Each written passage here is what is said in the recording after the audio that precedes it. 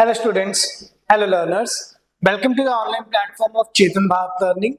In today's video, we are going to cover the key features of budget 2024-25. As we know, 23rd of July को हमें हमारा budget मिला और ये बहुत इंपॉर्टेंट हो जाता है जानना for prelims and mains prospective that आपको की फीचर्स पता हो बजट के कि की फीचर्स क्या है, क्या लेटेस्ट अपडेशंस आए हैं for the full year budget. Interim budget हमें हमारा मिल गया था 1 फरवरी को और इंटरिम बजट क्यों आया because of the election year. But अभी नया लोकसभा बन गया है तो हमें हमारा फुल बजट मिल गया है. तो चलिए शुरू करते हैं बिना किसी देरी के साथ कि क्या फीचर्स हैं हमारे बजट के. तो सबसे पहले सरकार कह रहे हैं कि हमने एक रोड मैप बना लिया है विकसित भारत को अचीव करने के लिए. सरकार कहते हैं हमने इंडिया को डेवलप करने के लिए जो गवर्नमेंट का एजेंडा है विकसित भारत एट 2040, विकसित भारत वाला एजेंडा अचीव करने के लिए सरकार कहते हम 4 मेजर कास्ट पर ध्यान देंगे, जो कि बात सरकार ने इंटरिम बजट में भी की थी अंडर द एब्रिविएशन ज्ञान, विच स्टैंड्स फॉर गरीब, युवा, अन्नदाता एंड नारी. ठीक है, दैट मीन्स गरीब स्टैंड फॉर पुअर, युवा दैट इज यूथ, अन्नदाता दैट इज फार्मर एंड नारी, या इस बार सरकार ने महिलाएं टर्म यूज किया तो विमेन.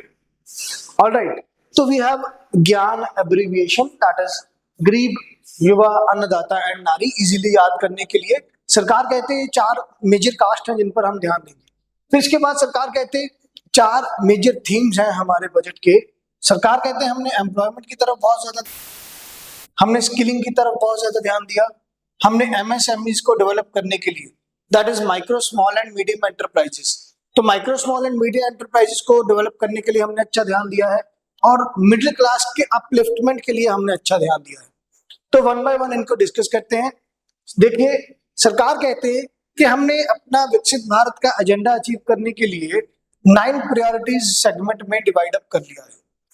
सरकार कहते हैं कि हमने विकसित भारत का एजेंडा अचीव करने के लिए पूरे बजट को 9 प्रायोरिटीज में सेटअप कर लिया है कि इन 9 प्रायोरिटी सेक्टर्स, जिससे कि गरीब का भला होगा, युवा का भला होगा, अन्नदाता का भला होगा, विमेन का भला होगा, उन 4 कास्ट का भला होगा, प्लस जो हमारे थीम्स हैं एम्प्लॉयमेंट, स्किलिंग, एमएसएमई और मिडिल क्लास, उनका हम अपलिफ्टमेंट करेंगे, उनको हम प्रमोट करेंगे सो दैट जो हमारा विकसित भारत का सपना है वो अचीव हो जाएगा. तो सारी चीजें छोड़ दी गई हैं 2047 के. 2047 में देखेंगे कि किस तरीके से रोड मैप बन रहा है, तब तक क्या अचीव हो रहा है. तो पर्सपेक्टिव प्लानिंग के साथ सरकार चल रहे हैं कि आने वाले 23 साल में, 24 साल में देखेंगे कि किस तरीके से वर्किंग पैटर्न हमारा चलेगा. तो थोड़ा ए पॉलिटिकल रखते हैं हमारे डिस्कशन को. जानते हैं कि सरकार ने किन प्रायोरिटी सेक्टर्स के लिए काम किया. तो सबसे पहले हमारा प्रायोरिटी सेक्टर आता है productivity and resilience in agriculture. सरकार कहते हैं कि हम प्राइमरी सेक्टर के अपलिफ्टमेंट के लिए बात करेंगे, फार्मर के अपलिफ्टमेंट के लिए बात करेंगे, अन्नदाता के प्रोत्साहन के लिए हम बात करेंगे. तो एग्रीकल्चर सेक्टर की बात आई. सरकार कहते हैं हम प्रोडक्टिविटी को बढ़ाएंगे ताकि एग्रीकल्चर सेक्टर को रिजिलियंट बनाया जा सके. रिजिलियंट का मतलब होता है कि आपके पास आपके जो फैक्टर्स इफेक्टिंग है, चाहे वो एनवायरमेंटल फैक्टर्स हैं, चाहे वो सोशल फैक्टर्स हैं, इकोनॉमिक फैक्टर्स हैं, पॉलिटिकल फैक्टर्स हैं, ज्योग्राफिकल फैक्टर्स हैं, नेचुरल फैक्टर्स हैं, के फैक्टर्स हैं, वो फैक्टर्स आपको इफेक्ट कर रहे हैं नो डाउट, बट इतना ज्यादा इफेक्ट ना करें कि आप वापस अपने ट्रैक पे सही तरीके से ना आ पाओ. ऐसे सेक्टर को हम बोलते हैं रिजिलियंट सेक्टर, कि आपको इतना ही इफेक्ट हो रहा है कि वो शॉर्ट टर्म का इफेक्ट है, आप धीरे धीरे अपने ट्रैक पे वापस आ जाएंगे. एग्रीकल्चर सेक्टर को रिजिलियंट बनाया जाएगा, जिसके लिए सरकार कहते हैं हम एग्रीकल्चर रिसर्च को बढ़ावा देंगे, हम ट्रांसफॉर्म करेंगे एग्रीकल्चर रिसर्च को, जिसमें सरकार कह रहे हैं कि हम प्रोडक्टिविटी को बढ़ाने के लिए और डेवलप करेंगे क्लाइमेट रिजिलियंट वैरायटीज. तो प्रोडक्टिविटी को बढ़ाने के लिए और क्लाइमेट रिजिलियंट वैरायटीज बनाने के लिए, प्रोडक्टिविटी को बढ़ाना मतलब पैदावार को बढ़ाना, प्रोडक्शन बढ़ेगा, आउटपुट बढ़ेगा. क्लाइमेट रिजिलियंट वैरायटीज वो वैरायटीज जिन पे क्लाइमेट का इम्पैक्ट कम है. ठीक है, ऐसा नहीं है कि किसी दिन मानसून ज्यादा आ गया, बारिश ज्यादा आ गई, फसलें खराब हो जाएंगी। ऐसा नहीं है किसी कभी ड्रॉट आ गया, सूखा पड़ गया तो फसलें खराब हो जाएंगी। तो एनवायरमेंट फैक्टर्स का इतना ज्यादा इफेक्ट ना हो, क्लाइमेट का इतना ज्यादा इफेक्ट ना हो, ऐसी वैरायटीज हम डेवलप करेंगे, सरकार ने ये कहा। तो हम एग्रीकल्चर रिसर्च के ऊपर ध्यान देंगे, एग्रीकल्चर रिसर्च इंस्टीट्यूट हम सेटअप करेंगे, सरकार ने ऐसा कहा। अब उसके लिए सरकार कह रहे हैं कि हम अपने एग्रीकल्चर सेक्टर को ट्रांसफॉर्म करना चाहते हैं, तो प्रोडक्टिविटी को बढ़ाने के लिए सरकार कहते हैं हम ज्यादा प्रोडक्शन शुरू करेंगे, आत्मनिर्भरता लेके आएंगे ऑयल सीड्स में। As we know that the import bill of Indian government in the case of oil seeds बहुत ज्यादा है, सरकार का इंपोर्ट बिल बहुत ज्यादा है।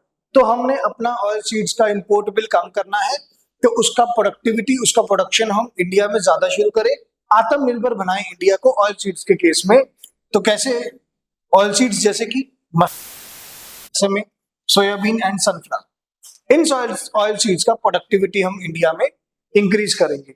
और क्लाइमेट रिजिलिएंट वेरिएंट्स हम बनाएंगे, 109 हाई यील्ड वैरायटी के सीड्स या 109 हाई यील्ड वैरायटी के क्रॉप्स बनाए जाएंगे जो कि क्लाइमेट रिजिलिएंट वैरायटीज के होंगे। 32 फील्ड एंड हॉर्टिकल्चर क्रॉप्स को लिया जाएगा, ठीक है। 32 फील्ड क्रॉप्स जिनमें food grain, cereals, vegetables, fruits आएंगे, और हॉर्टिकल्चर क्रॉप्स, ठीक है, फ्रूट्स और वेजिटेबल्स और सम कुछ और साथ में प्लांट्स भी आएंगे। 32 फील्ड और हॉर्टिकल्चर क्रॉप जिनकी 109 हाई यील्डिंग वैरायटी क्रॉप्स हम बनाएंगे जो कि क्लाइमेट रिजिलिएंट वैरायटीज होंगी। तो सरकार ने प्रोडक्टिविटी को बढ़ाना है, सरकार ने क्लाइमेट रिजिलिएंट वैरायटीज को बढ़ाना है। ये दो एजेंडा हो गए कि सरकार ने एग्रीकल्चर ध्यान में रखा। साथ में सरकार कह रहे हैं कि हम साथ में क्या इंप्रूव करेंगे, हम कोऑपरेटिव सोसाइटीज के लिए अलग से एक पॉलिसी लेके आएंगे, एक नेशनल कोऑपरेशन पॉलिसी लेके आएंगे जिसमें सिस्टमेटिक तरीके से, ऑर्डरली तरीके से ऑल राउंड डेवलपमेंट होगा कोऑपरेटिव सेक्टर का।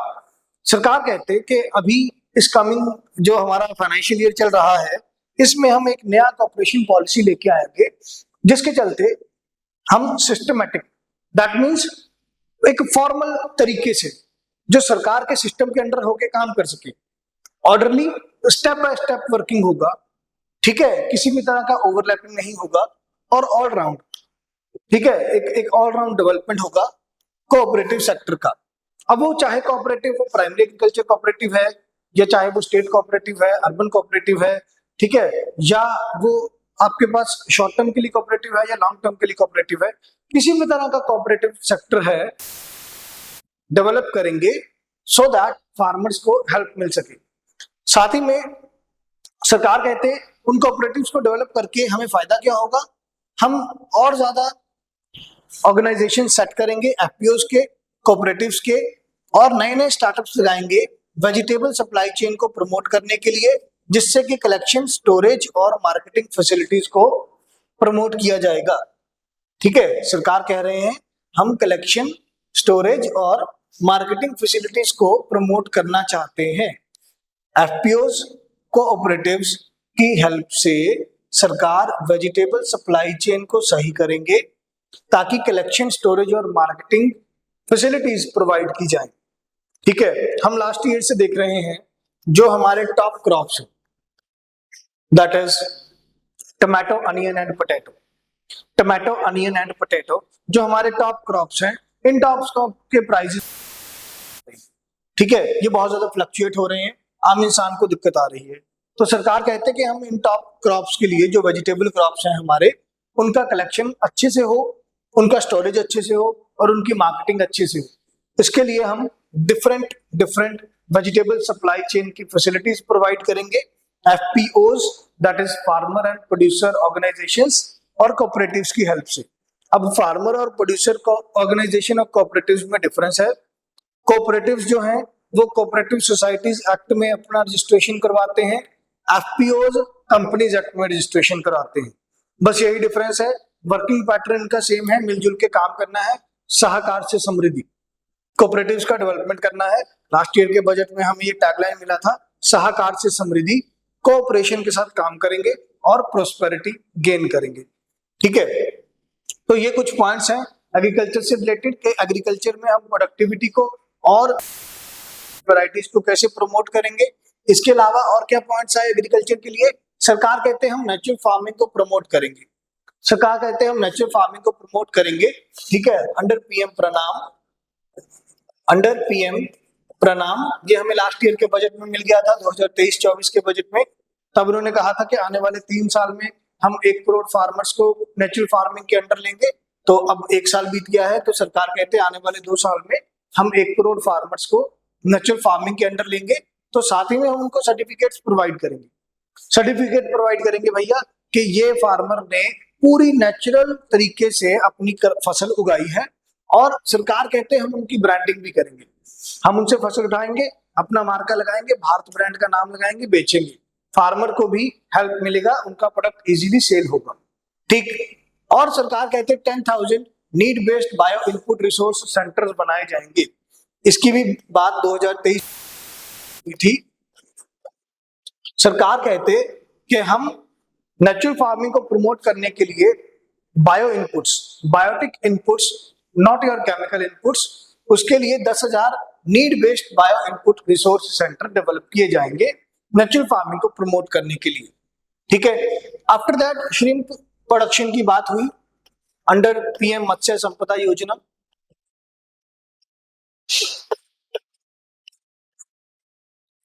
तो सरकार कह रहे हैं कि हम फिशरीज को प्रमोट करने के लिए श्रिम्प प्रोडक्शन को बढ़ाएंगे और उनका एक्सपोर्ट ज्यादा करेंगे, ताकि हम श्रिम्प प्रोडक्शन को बढ़ा सकें और उनका एक्सपोर्ट ज्यादा कर सकें और उससे फार्मर्स का इनकम इंक्रीज हो। जो हमारा कॉन्सेप्ट है doubling the farmers income, food processing ज्यादा से ज्यादा हम अगर लगाएंगे सेक्टर्स, यूनिट्स, तो फार्मर्स का इनकम जल्दी इंक्रीज होगा। तो सरकार फार्मिंग प्रोसेसिंग एक्सपोर्ट के लिए फाइनेंस प्रोवाइड करेंगे, और फाइनेंस प्रोवाइड करने के लिए हम कौन सी एजेंसी को बोलेंगे? नाबार्ड को बोलेंगे, that is national bank for agriculture and rural development. तो एग्रीकल्चर और रूरल डेवलपमेंट को रेगुलेट करने के लिए हमारे पास नाबार्ड है, आरआरबीज को रेगुलेट करता है नाबार्ड। तो नाबार्ड से हम दिलवाएंगे लोन आपको श्रिम्प प्रोडक्शन और एक्सपोर्ट के लिए। एक ये बात आया। फिर सरकार कह रहे हैं कि हम डिजिटल पब्लिक इंफ्रास्ट्रक्चर बनाएंगे। डिजिटल पब्लिक इंफ्रास्ट्रक्चर मतलब वो पब्लिक इंफ्रास्ट्रक्चर जिसमें पब्लिक सर्विसेज प्रोवाइड की जा रही हैं डिजिटल मैनर में। तो सरकार कहते हैं कि हम आपके लैंड रिकॉर्ड्स आने वाले 3 साल में डिजिटल फॉर्मेट में रखेंगे। ठीक है, 400 डिस्ट्रिक्ट्स में ये चीजें इश्यू की जाएंगी, ये डिजिटल रजिस्ट्रीज, और डिजिटल क्रॉप सर्वे होंगे, डिजिटल क्रॉप सर्वेज होंगे। ठीक है, कि कौन से क्रॉप के लिए कितना पानी लगता है, कौन सी स्टेट में कौन सा क्रॉप हो रहा है, क्या फर्टिलाइजर चाहिए, क्या पेस्टिसाइड्स चाहिए, तो सारा एक क्रॉप सर्वे होगा में, प्लस डिजिटल कवरेज होगा आपके फार्मर्स के लैंड रिकॉर्ड्स का आने वाले 3 साल में। और सरकार कहते हैं हम इशू करेंगे जन सामर्थ्य किसान क्रेडिट कार्ड। ठीक है, ये समझ लीजिए जन सामर्थ्य किसान क्रेडिट कार्ड क्या है। जन सामर्थ्य एक ऑनलाइन पोर्टल लॉन्च किया गया है, ठीक है, जिसमें आप अपना रिक्वायरमेंट बताएंगे कि कोई स्मॉल फार्मर है, मार्जिनल फार्मर है, मीडियम फार्मर है, लार्ज फार्मर है, कोई भी किसी भी तरीके का फार्मर है, वो इस पोर्टल पे जाएगा, अपना रजिस्ट्रेशन करेगा, अपने डॉक्यूमेंटेशन प्रोवाइड करेगा, वहां से आपका लिमिट जनरेट होकर आ जाएगा कि इस किसान के डिफरेंट डॉक्यूमेंट्स के पॉइंट ऑफ व्यू से या इसकी पेमेंट के फुटप्रिंट के माध्यम से किस तरीके का इसका लिमिट बन रहा है, या इसकी जमीन के अगेंस्ट कितना लिमिट बन रहा है, उतना आपका एक किसान क्रेडिट कार्ड जनरेट हो जाएगा। जो डॉक्यूमेंट जनरेट होगा वो डॉक्यूमेंट लेकर आप बैंक में जाएं, आपको उतने लिमिट का आपका क्रेडिट कार्ड मिल जाएगा किसान को। ठीक है, तो एक ऑनलाइन पोर्टल लॉन्च कर दिया गया है so that you can check बैठे कि मेरा कितना लोन का लिमिट बन रहा है। क्लियर? तो ऐसे डिजिटल पब्लिक इंफ्रास्ट्रक्चर की तरफ भी ध्यान दिया जाएगा एग्रीकल्चर को प्रमोट करने के लिए। After that we have priority number 2, that is employment and skilling. सरकार कहते हैं कि दूसरा हमारा प्रायोरिटी है कि जो हमारा डेमोग्राफिक डिविडेंड है, जो हमारी युवा पॉपुलेशन है, उसका इस्तेमाल किया जाए, उनको ज्यादा जॉब प्रोवाइड किए जाए, और अगर उनके पास जॉब रिलेटेड स्किल्स नहीं है तो उनको स्किल्स भी प्रोवाइड किए जाए। उसके लिए एम्प्लॉयमेंट के लिए सरकार कहते हैं कि हम लेके आए हैं एम्प्लॉयमेंट लिंक्ड इंसेंटिव्स। सरकार कहते हैं हम PLI से PLI टू ELI की तरफ जा रहे हैं। प्रोडक्शन लिंक्ड इंसेंटिव से हम जा रहे हैं एम्प्लॉयमेंट लिंक्ड इंसेंटिव्स की तरफ। ठीक है, तो उसमें सरकार 3 स्कीम्स लेके आए हैं। 3 स्कीम्स क्या है? अगर तो कोई पर्सन पहली बार फॉर्मल सेक्टर में एम्प्लॉयमेंट लेने, तो जैसे ही उसे फॉर्मल सेक्टर में एम्प्लॉयमेंट मिला और उसका सैलरी 1 महीने का 1 लाख तक है, अगर कोई पर्सन फॉर्मल सेक्टर में जॉब लेने जा रहा है, उसका सैलरी 1 महीने का 1 लाख तक है, तो उसे पहले 1 महीने का वेज गवर्नमेंट की तरफ से बोनस या इंसेंटिव के रूप में मिलेगा 3 इंस्टॉलमेंट्स में, up to a maximum benefit of 15,000 rupees. ठीक है, ये डिपेंड नहीं करता कि आपको सैलरी मान लीजिए 50,000 रुपये आपका प्रति माह सैलरी है, बट फिर भी आपको मैक्सिमम 15,000 का ही बेनिफिट मिलेगा अगर आप फॉर्मल सेक्टर में जॉब ले रहे हो। और जैसे ही आपका ईपीएफओ में रजिस्ट्रेशन होगा तो आपको ये 15,000 रुपए का बेनिफिट मिलेगा 3 इंस्टॉलमेंट्स में, जिससे कि सरकार कह रहे हैं कि 210 लाख लोगों को हम यूथ में हेल्प करेंगे इस तरीके से। स्कीम ए। स्कीम बी में सरकार कहते मैन्युफैक्चरिंग सेक्टर में हम बेनिफिट प्रोवाइड करेंगे अगर आप मैन्युफैक्चरिंग सेक्टर आते हो। ठीक है, तो अगर कोई पर्सन है वो पहली बार कोई जॉब लेने जा रहा है, कौन से सेक्टर में? मैन्युफैक्चरिंग सेक्टर में, तो जैसे ही वो मैन्युफैक्चरिंग सेक्टर में जॉब लेने जाएगा और ईपीएफओ में रजिस्ट्रेशन करेगा, तो EPFO that is employees provident fund organisation, तो जब आप पीएफ का पैसा आपकी तनख्वाह से कटेगा और एम्प्लॉयर अपनी तरफ से कंट्रीब्यूट करेगा, तो सरकार कहते हैं हम डिफरेंट स्केल्स के ऊपर उनको आने वाले 4 साल में बेनिफिट्स प्रोवाइड करते रहेंगे। ठीक है, सरकार कहते हैं इससे 30 लाख लोगों को फायदा होगा। और स्कीम 3 में सरकार कह रहे हैं कि गवर्नमेंट रीइंबर्स कर देगा ईपीएफओ का कंट्रीब्यूशन एम्प्लॉयर्स को। ठीक है, स्कीम सी जो है ये एम्प्लॉयर्स के लिए है, ये एम्प्लॉयर्स के लिए है। एम्प्लॉयर्स कह रहे हैं एम्प्लॉयर्स को क्या बेनिफिट होगा? एम्प्लॉयज को तो बेनिफिट मिल गया, एम्प्लॉयर्स को जो नौकरी दे रहा है उसको क्या बेनिफिट होगा? सरकार कहते हैं कि जो ईपीएफओ में एम्प्लॉयर कंट्रीब्यूट करता है, वो अगर आप किसी नए का पीएफ जमा कराते हो तो आपको पर मंथ 3,000 रुपए रीइंबर्स हो जाएंगे, वापिस हो जाएंगे पहले 2 साल के लिए। ठीक है, सरकार कहते हैं इससे हम 50 लाख जॉब क्रिएट करने की बात कर रहे हैं आने वाले 5 सालों के लिए। ठीक है, तो ये 3 स्कीम्स आए जिसमें सरकार कह रहे हैं कि हम डिफरेंट लेवल पर एम्प्लॉयमेंट प्रोवाइड करने की बात करेंगे। ठीक है, आफ्टर दैट और क्या स्कीम्स आए स्किलिंग के लिए? सरकार कहते हैं हम फैसिलिटेट करेंगे हायर पार्टिसिपेशन वुमेन का, ताकि वुमेन का जो पार्टिसिपेशन है वर्कफोर्स में वो इंक्रीज हो सके। उसके लिए सरकार कहते हैं हम सेट करेंगे वर्किंग वुमेन हॉस्टल्स और एस्टैब्लिश करेंगे हम क्रचेस बच्चों के लिए। ठीक है, किसकी हेल्प से? हम इंडस्ट्री की ही हेल्प लेंगे, कोलैबोरेट करेंगे इंडस्ट्री को, मतलब पीपीपी मोड में, पब्लिक प्राइवेट पार्टनरशिप मोड में।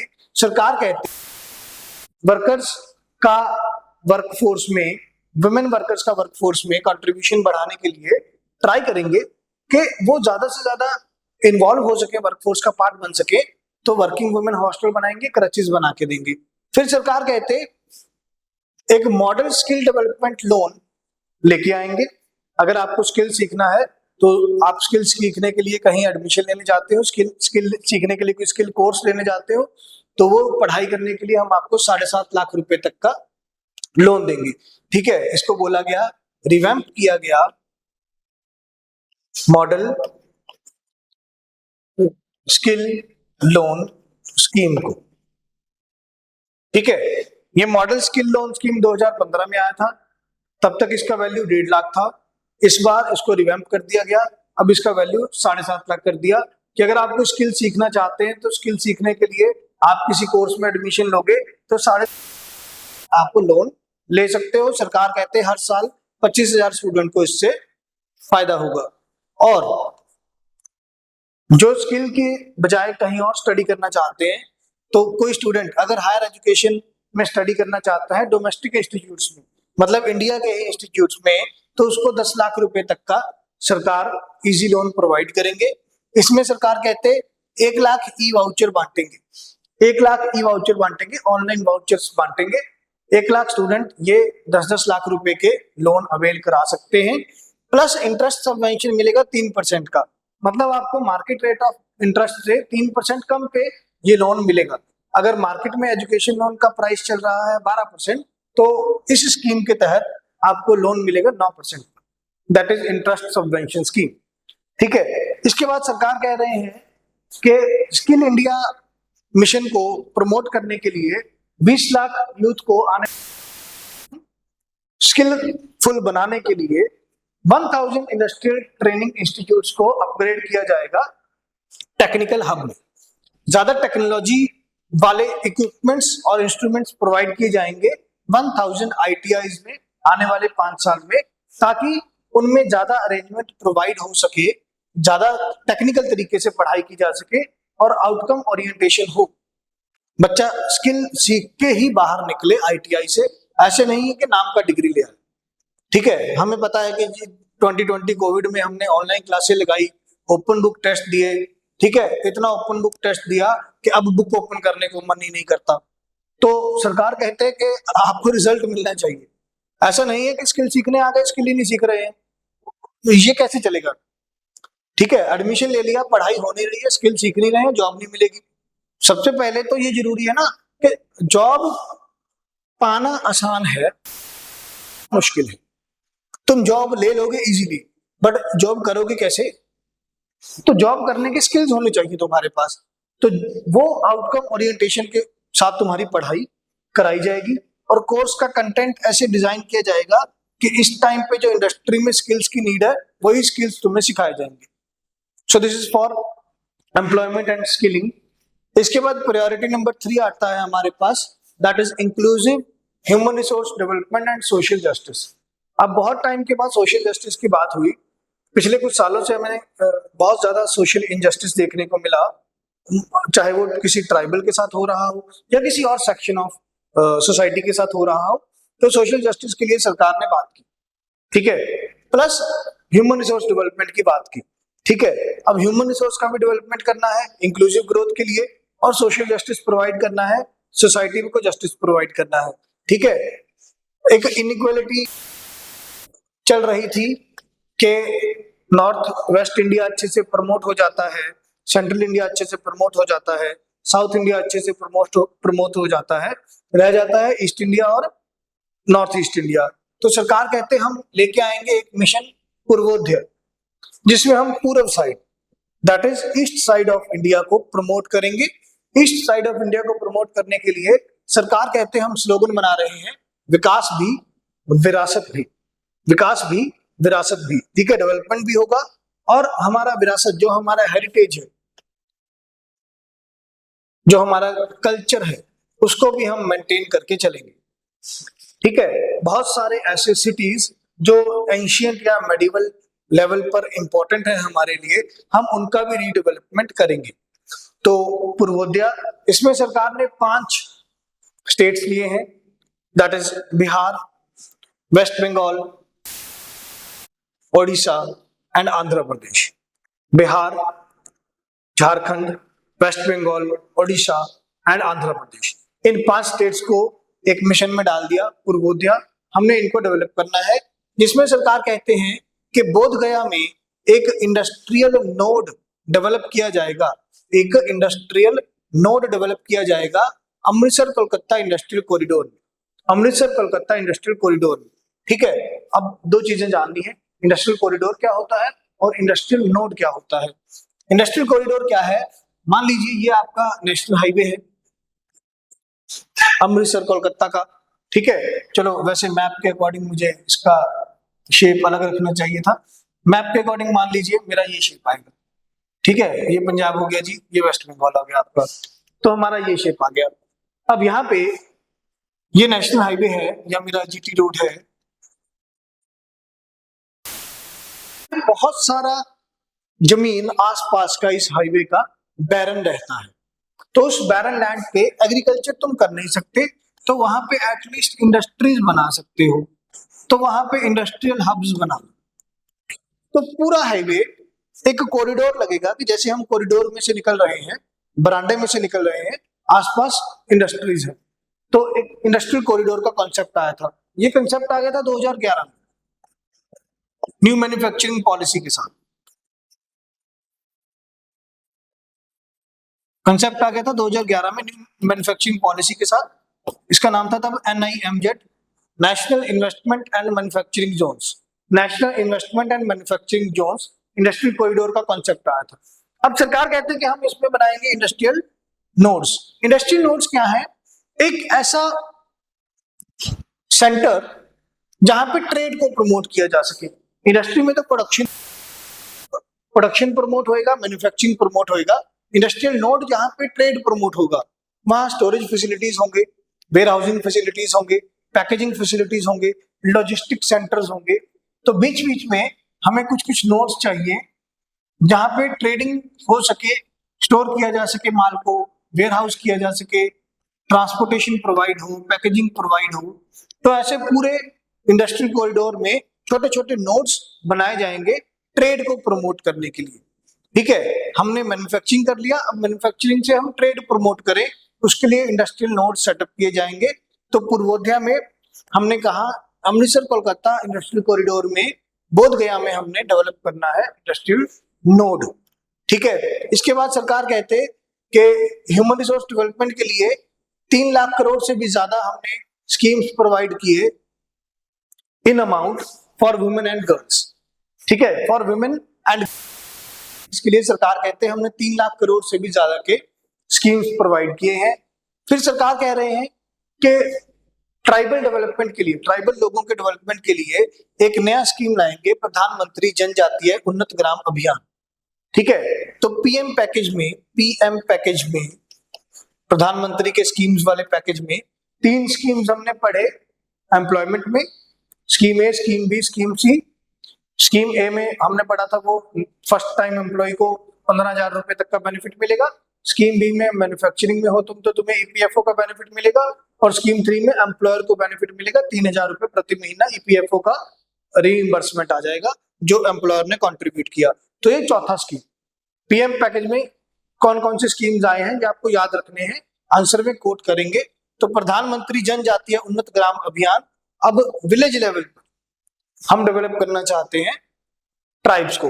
तो सरकार कहते हैं हम 60 विलेजेस को कवर करेंगे जिससे कि 5 करोड़ ट्राइबल पीपल को फायदा होगा, उनका सोशियो इकोनॉमिक डेवलपमेंट होगा, उनके लिए हम एम्प्लॉयमेंट अपॉर्चुनिटीज प्रोवाइड करेंगे, इकोनॉमिक अपॉर्चुनिटीज प्रोवाइड करेंगे। क्लियर? फिर इसके बाद सरकार कहते कि हम 100 branches India post payment bank का ओपन करेंगे नॉर्थ ईस्ट रीजन में, बिकॉज या तो ये अंडर बैंक्ड रीजन्स हैं या ये अनबैंक्ड रीजन्स हैं। मतलब यहां पे फिस्कल फेडरलिज्म कम है, फाइनेंशियल इंक्लूजन कम है। तो नॉर्थ ईस्ट रीजन में हम फाइनेंशियली इंक्लूड करने के लिए लोगों को फाइनेंशियल सर्विसेज पहुंचाने के लिए उन एरियाज में या तो जो अंडर बैंक्ड है या जो अनबैंक्ड है वहां पे हम 100 पोस्ट इंडिया के पोस्ट पेमेंट बैंक, जो इंडिया पोस्ट सर्विसेज के पेमेंट्स बैंक है, वो ओपन करेंगे। ठीक है, यहाँ पे सरकार को डिजिटल बैंक्स की भी बात करनी चाहिए थी, नियो बैंक्स की भी बात करनी चाहिए थी। ठीक है, आज के डिजिटल इंडिया के जमाने में हम ये नहीं कह सकते कि हमारे पास फिजिकल बैंक्स जरूरी होने चाहिए। आपके पास अगर नियो बैंक्स होते तो भी चल जाता, आप फुली ऑनलाइन सर्विसेज वाले बैंक्स प्रोवाइड करिए तो भी चलेगा। ठीक है, तो नॉर्थ ईस्ट रीजन में भी आप उनको डिजिटली इंक्लूड कीजिए फाइनेंशियल इंक्लूजन में। ठीक है, ये हम सजेस्ट करते रहेंगे साथ साथ में। फिर इसके बाद आंध्र प्रदेश रीऑर्गेनाइजेशन एक्ट, हमें पता है हमारा इस बार कोलिजन गवर्नमेंट है, तो आंध्र प्रदेश और बिहार को कुछ स्पेशल एलोकेशंस प्रोवाइड किए गए हैं उनके डेवलपमेंट के लिए। तो फाइनेंशियल सपोर्ट मिला 15,000 करोड़ का 2024-25 के बजट में आंध्र प्रदेश को। इसमें सरकार कह रहे हैं कि पोलावरम इरिगेशन प्रोजेक्ट फंडिंग के कारण जो है वो नॉन कंप्लीशन में है, वो कंप्लीट नहीं हो रहा है। सरकार कहते हैं उसके लिए फंड प्रोवाइड करेंगे, उस इरिगेशन प्रोजेक्ट को कंप्लीट कराएंगे ताकि ज्यादा फूड सिक्योरिटी मिल सके देश में। फिर सरकार कहते हैं हम डिफरेंट इंफ्रास्ट्रक्चर क्रिएट करेंगे, water related infrastructure, power related infrastructure, railways, roads. कहां पर? कोपार्थी नोड डेवलप करेंगे विशाखापट्टनम चेन्नई इंडस्ट्रियल कॉरिडोर में, और उरवाक्कल नोड प्रमोट करेंगे हैदराबाद बेंगलुरु इंडस्ट्रियल कॉरिडोर। ठीक है, आंध्र प्रदेश में 2 इंडस्ट्रियल कॉरिडोर्स हैं, विशाखापट्टनम चेन्नई इंडस्ट्रियल कॉरिडोर और हैदराबाद बेंगलुरु इंडस्ट्रियल कॉरिडोर। उसमें 2 नोड्स, विशाखापट्टनम चेन्नई वाले इंडस्ट्रियल कॉरिडोर में को पार्थी नोड डेवलप किया जाएगा और हैदराबाद बेंगलुरु इंडस्ट्रियल कॉरिडोर में उरवाक्कल नोड प्रमोट किया जाएगा और वहां पे इंफ्रास्ट्रक्चर डेवलप किया जाएगा, वाटर पावर रोड कनेक्टिविटी को बढ़ावा दिया जाएगा। ठीक है, इस 15,000 करोड़ के पैकेज के अंडर। तो ये हो गया हमारा 3rd नंबर का प्रायोरिटी। अब देखिए, इंक्लूसिव ग्रोथ में आप कुछ भी लिख सकते हैं, चाहे वो वुमेन से रिलेटेड है, फार्मर से रिलेटेड है, यूथ से रिलेटेड है, आपके बिलो पॉवर्टी लाइन पीपल से रिलेटेड है, ठीक है, ट्राइब से रिलेटेड है। आप इंक्लूसिव ग्रोथ में कुछ भी लिख सकते हैं कि भैया हमने सबको इंक्लूड कर लिया, विकास भी, विरासत भी, विश्वास भी। ठीक है, तो सरकार कहते हैं सबका साथ होगा, सबका विश्वास होगा, सबका विकास होगा, साथ भी लेंगे सबका। ठीक है, सबका साथ, सबका विकास, सबका विश्वास, सबका प्रयास। ऐसा नहीं है कि तुम प्रयास नहीं करोगे, सरकार ही अकेले जोर लगा रहे हैं काम करने के लिए, भाई तुम भी हेल्प करो, तुम भी प्रयास करो, ठीक है, तुम भी कंट्रीब्यूशन दो। सबका साथ होगा, सबका विकास होगा, साथ में सबका प्रयास भी जरूरी है और सबका विश्वास भी जरूरी है, ट्रस्ट बेस्ड गवर्नेंस भी चाहिए। तो ये सारी चीजें हम इंक्लूसिव। फिर हमारे पास प्रायोरिटी नंबर 4 आते हैं, manufacturing and services, that is for MSMEs। तो माइक्रो स्मॉल और मीडियम एंटरप्राइजेस के लिए हमारे पास 4th प्रायोरिटी आया। इसमें सरकार ने कहा सबसे पहले क्रेडिट गारंटी स्कीम लेके आएंगे, क्रेडिट गारंटी स्कीम लेके आएंगे। ठीक है, क्रेडिट गारंटी स्कीम क्या है?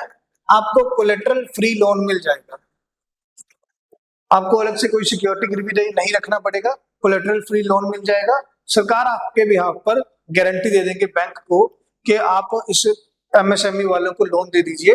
बैंक को बोलेंगे सरकार कि हम आपको गारंटी देते हैं, उसके लिए सरकार अपना एक अलग से गारंटी फंड बनाएंगे, सरकार उसके लिए एक अपना अलग से गारंटी फंड बनाएंगे। यहाँ नहीं लिखा हुआ, मैं आपको बता देता हूँ। 10,000 करोड़ का लास्ट ईयर का एलोकेशन था 2023-24 का गारंटी फंड के लिए, और इस बार एलोकेट किया गया है 1500 करोड़। तो अगर आप एक MSME हैं, आप सरकार के पोर्टल पे जाएंगे, वहां पे अपना प्रोजेक्ट रिपोर्ट सबमिट करेंगे, सरकार को लगा कि इस पर्सन का प्रोजेक्ट अच्छा है, इसको लोन प्रोवाइड कर सकते हैं, तो सरकार आपका गारंटी दे देंगे बैंक को कि इसको मेरी तरफ से लोन दे दिया जाए। पहली बात। दूसरी बात, बैंक कहेगा भैया सरकार तुम किस बात से गारंटी दे रहे हो? ठीक है, तो सरकार कहते कि हम एक गारंटी फंड जनरेट कर रहे हैं 10,000 करोड़ का, ये 10,000 करोड़ रुपए साइड पे रख दिए हैं, अगर वो पर्सन पैसे नहीं भरेगा तुम इस फंड से पैसा ले लेना। तो ये सरकार की तरफ से गारंटी फंड है। ठीक है, प्लस सरकार ने बोला है बैंक्स को, पब्लिक सेक्टर बैंक्स को, कि भैया तुमने नया असेसमेंट मॉडल बनाना है MSME को क्रेडिट देने के टाइम पे। अभी के लिए जो हमारे पब्लिक सेक्टर बैंक्स हैं वो थर्ड पार्टीज पर डिपेंडेंट हैं, जो क्रेडिट स्कोर चेक करते हैं MSMEs का। ठीक है, मॉडल नहीं है कि वो MSMEs का चेक कर सके कोई असेसमेंट मॉडल। तो सरकार कहते कि MSMEs के लिए उनका सिविल स्कोर चेक करना, उनका पेमेंट हिस्ट्री चेक करना, उसके लिए बैंक्स अपना एक नया मॉडल डेवलप करेंगे। ठीक है, सो दैट बैंक्स जो है वो थर्ड पार्टीज पे रिलायबल ना हो जाए। कई बार थर्ड पार्टीज के केस में करप्शन होने का चांस है। ठीक है, थर्ड पार्टी वाले गए MSME के पास कि भाई हम तुम्हारा चेक करने आए हैं कि तुम्हारा पेमेंट हिस्ट्री कैसा है, तो कई बार MSME वालों ने उनको बोल दिया कि मैं तुम्हें थोड़ा लोन में से थोड़ा रिश्वत दूंगा, तुम मेरी फाइल पास करवा दो, लोन दिलवा दो। तो कई बार ऐसी करप्शन एक्टिविटी, माल प्रैक्टिसेस हो जाती थी। ठीक है, तो उस केस में अब बैंक को अपना मॉडल डेवलप करना चाहिए, ऐसा फाइनेंस मिनिस्टर ने रेकमेंड किया बैंक्स के लिए बजट में। फिर सरकार कहते हैं ऑन बोर्डिंग होगा ट्रेड्स का, ट्रेड्स पोर्टल में तुम onboard. TReDS stand for trade receivable discounting system, trade receivables discounting system. Trade receivables discounting system क्या है, एक एग्जांपल के साथ समझते हैं। मान लीजिए आप एक छोटा सप्लायर हैं, आप MSME के सप्लायर हैं, आपने किसी बड़ी कंपनी को कुछ माल सप्लाई किया, वो बड़ी कंपनी ने आपको बोल दिया कि भाई मुझे 3 महीने चाहिए आपका पेमेंट क्लियर करने के लिए। तो 3 महीने के लिए आपके पास वो पैसा आने से रुक गया।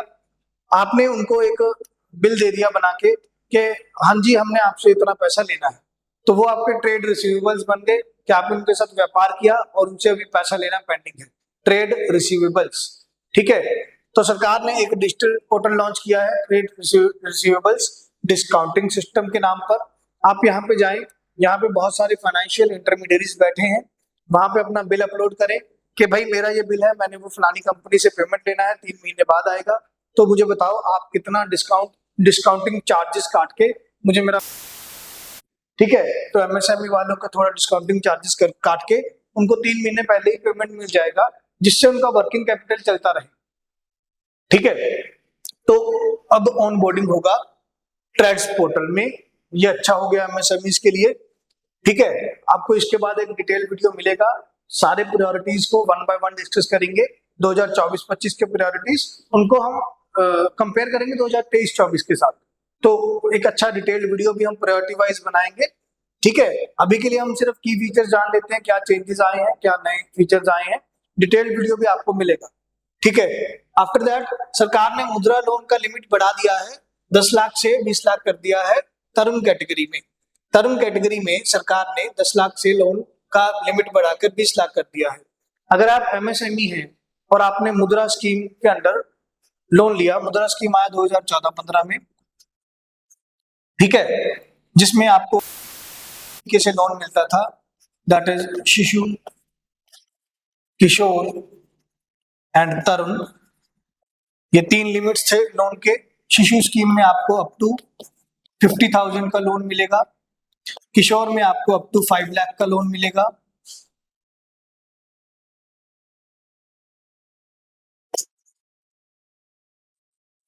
और तरुण स्कीम में आपको अप टू 10 लाख का लोन मिलेगा। ठीक है, तो मान लीजिए अभी किसी एमएसएमई ने 10 लाख का लोन लिया था और उसको सही टाइम पे सही तरीके से रीपे कर दिया, तो अब जब आपने 10 लाख का लोन लिया था और उसको सही तरीके से पे कर दिया, तो अब आप 20 लाख रुपए का लोन ले सकते हैं एमएसएमई। ठीक है, देखिए इसमें कोई बुराई नहीं है, लोन लेना बुरी बात नहीं है। एमएसएमई वालों को पता है हमने लोन लिया है, हम इसका लोन का इस्तेमाल प्रोडक्शन में करेंगे, प्रोडक्शन को बढ़ाने के लिए करेंगे, रॉ मटेरियल खरीदेंगे, मशीनरी खरीदेंगे, तो ये अच्छी बात है। सरकार कर रही है, फाइनेंशियल सपोर्ट प्रोवाइड कर रही है, फॉर्मलाइजेशन ऑफ क्रेडिट होगा, एमएसएमई वालों को अनऑर्गेनाइज सेक्टर से लोन नहीं लेना पड़ेगा, ऑर्गेनाइज सेक्टर से लोन मिलेगा, ये अच्छी बातें हैं हमारी इकोनॉमी के लिए। ठीक है, after that MSME units for food irradiation quality and safety testing. सरकार कहते हैं हम एमएसएमई सेक्टर को प्रमोट करेंगे और एमएसएमई यूनिट्स लगाने में हेल्प करेंगे जब वो फूड इरेडिएशन क्वालिटी और सेफ्टी टेस्टिंग का काम करते हैं, so that food processing industries को बढ़ावा मिल सके, फूड प्रोसेसिंग को बढ़ावा मिल सके। उसके लिए सरकार कहते हम फाइनेंशियल सपोर्ट प्रोवाइड करेंगे एमएसएमईज को, वो एमएसएमईज जो food irradiation, food quality testing और फूड सेफ्टी टेस्टिंग में हेल्प प्रोवाइड करते हैं। ठीक है, इसके बाद क्रेडिट सपोर्ट मिलेगा एमएसएमईज को स्ट्रेस पीरियड में। ठीक है, अगर मान लीजिए स्ट्रेस पीरियड क्या है, एमएसएमई अपने लोन का भुगतान नहीं कर पा रहे, उनके लोन को स्पेशल कैटेगरी में रख दिया गया है, तो ऐसी कैटेगरी में सरकार उनको फाइनेंशियल सपोर्ट प्रोवाइड करेंगे। उसके लिए एक मॉडल और डेवलप किया जाएगा पब्लिक सेक्टर बैंक्स की तरफ से और सरकार की क्रेडिट गारंटी स्कीम में, तो वो 1 बाय 1 डिटेल वीडियो में भी हम एनालाइज करेंगे। इसके बाद सरकार कहते हैं एमएसएमईज में हम और भी चीजें लेके आए हैं, एमएसएमईज के डेवलपमेंट के लिए 12 इंडस्ट्रियल पार्क्स बनाए जाएंगे, national industrial corridor development programme. अब यहाँ पे थोड़ा लोचा है, जैसे मैंने आपको बताया कि NIMZ नेशनल इंडस्ट्रियल कॉरिडोर्स का जो कॉन्सेप्ट है वो 2011 में आ गया था। लास्ट ईयर भी इसकी बात हुई कि हम 12 NIMZ बनाएंगे, नेशनल इंडस्ट्रियल कॉरिडोर्स बनाएंगे, तो इम्प्लीमेंटेशन की तरफ अभी ध्यान नहीं है, इम्प्लीमेंटेशन अभी कम है। पिछले साल भी बात हुई थी 12 बनाएंगे, इस साल भी बात हो गई 12 बनाएंगे। ठीक है, कब तक बनाओगे, 2047 तक बनाओगे, बहुत देर हो जाएगी। तो थोड़ा सरकार को इम्प्लीमेंटेशन वाला पार्ट भी बताना चाहिए कि ठीक है, ओके, पर ठीक है, प्रोविजन है, फीचर है, तो हमने फीचर के रूप में मान लिया है इसको कि 12 इंडस्ट्रियल पार्क्स डेवलप किए जाएंगे एमएसएमई की डेवलपमेंट के लिए। फिर सरकार कहते हैं रेंटल हाउसिंग प्रोवाइड किया जाएगा with dormitory type accommodation for industrial workers in PPP mode with viability gap funding support. ठीक है, तो अब सरकार कहते हैं कि हम रेंटल हाउसिंग खुद प्रोवाइड करेंगे डॉर्मिटरी टाइप अकोमोडेशन में। डॉर्मिटरी टाइप अकोमोडेशन मतलब एक ऐसा सोसाइटी डेवलप कर दिया जाएगा, उसमें आपका घर भी है, उसमें आपका स्कूल भी है, उसमें आपके बच्चे पढ़ भी रहे हैं, पार्क भी है, खेल भी रहे हैं, ठीक है, रहने की भी फैसिलिटी है, तो डॉर्मिटरी बनी हुई है। तो सरकार कहते हैं हम अपने एरिया में एक ऐसा सोसाइटी डेवलप करेंगे वर्कर्स के लिए और उनको किराए पर घर देंगे ऐसी सोसाइटीज में, और ये सोसाइटीज डेवलप की जाएंगी public private partnership viability gap funding के साथ। सरकार खुद इसमें फंडिंग प्रोवाइड करेंगे वायबिलिटी गैप को फिलअप करने के लिए, ठीक है। फिर क्रिटिकल मिनरल मिशन आया। सरकार कहते हैं हम डोमेस्टिक प्रोडक्शन, रिसाइकलिंग और ओवरसीज एक्विजिशन को बढ़ाने के लिए कस्टम ड्यूटी कम करेंगे। तो सरकार ने अबाउट 26 क्रिटिकल मिनरल्स के कस्टम ड्यूटी को, बेसिक कस्टम ड्यूटी को कम किया है, सो दैट हम इंडिया में उसका प्रोडक्शन ज्यादा कर पाए।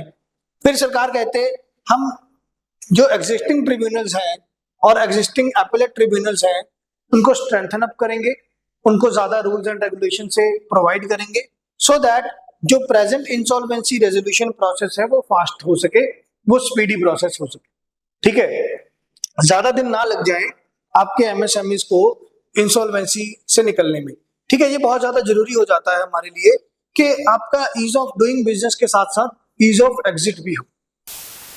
अब और ज्यादा इन्वेस्टमेंट अट्रैक्ट होता है कि भैया वहां बिजनेस शुरू करना ही इजी नहीं है, बिजनेस चलाना ही इजी नहीं है, बिजनेस बंद करना भी इजी है, ठीक है। अब कोविड के टाइम पीरियड में देखिए कितनी कंपनियां फेल हो गई, कितनी कंपनियां ठप हो गई, उनकी फैक्ट्रीज नहीं चली, मैन्युफैक्चरिंग नहीं हुआ, तो शायद उनको मन में आया हो कि हम अपना काम बंद कर दें, पर काम बंद नहीं कर सकते, तुम्हारा ईज ऑफ एग्जिट नहीं है, ठीक है, तुम्हारा इंसॉल्वेंसी प्रोसीजर बहुत लंबा है, तो उसको कम किया जाएगा ताकि ease of starting a business, ease of doing a business and ease of exiting from a business सब कुछ इजी हो जाए, ठीक है। फिर सरकार ने इंटर्नशिप अपॉर्चुनिटीज प्रोवाइड करने हैं, तो ये पीएम पैकेज की 5वीं स्कीम, 3 स्कीम पड़ी एम्प्लॉयमेंट में, एक जनजातीय उन्नत ग्राम, ये 5वीं स्कीम, जिसमें सरकार कह रहे हैं कि हम सपोर्ट प्रोवाइड करेंगे इंटर्नशिप के लिए इंडिया की टॉप 500 कंपनीज जो हैं उनमें हम आने वाले 5 साल में 1 करोड़ यूथ को इंटर्नशिप प्रोवाइड करने में हेल्प करेंगे, जिसमें कि कंपनी 5,000 रुपए प्रति महीना अलाउंस प्रोवाइड करेंगे और पहले महीने 6,000 रुपए एक्स्ट्रा प्रोवाइड किए जाएंगे किसी भी इंटर्न को, मतलब पहले महीने 11,000 रुपए मिलेंगे, सेकंड महीने से 5,000 रुपए मिलेंगे अलाउंस के रूप में, पहले महीने 6,000 रुपए एक्स्ट्रा मिलेगा। कई बार माइग्रेशन का केस भी होगा तो इसलिए पहले महीने सेटलमेंट के लिए 6,000 रुपए एक्स्ट्रा मिलेंगे, और ये जो पैसा है कंपनी को अपने CSR corporate social responsibility fund से निकालना होगा, ठीक है। तो ये एक अच्छा पॉइंट है इंटर्नशिप के पॉइंट ऑफ व्यू से। सरकार आपको इंडिया के टॉप 500 कंपनीज में इंटर्नशिप प्रोवाइड करने के लिए वर्क करेंगे। After that we have next priority, that is priority number 5 for urban development.